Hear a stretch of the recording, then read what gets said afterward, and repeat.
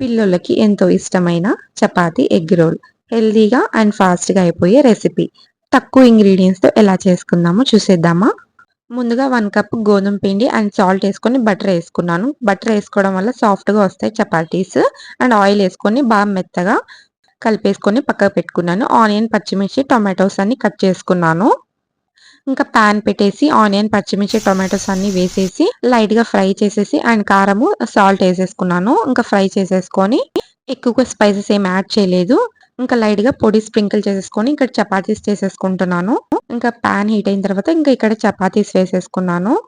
Butter వేసుకోవడం వల్ల చాలా మెత్తగా వస్తాయన్నమాట చపాతీస్. ఆ తర్వాత 1 ఎగ్ బీట్ చేసుకొని ఇంకా పాన్ మీద వేసేసుకొని అండ్ కొంచెం సాల్ట్ అండ్ కారం వేసుకున్నాను. దాని మీద చపాతీ వేసేసుకొని ఇందాక రెడీ చేసి పెట్టుకున్న స్టఫింగ్ వేసేసి ఇందులో కెచప్ వేసుకుంటున్నాను.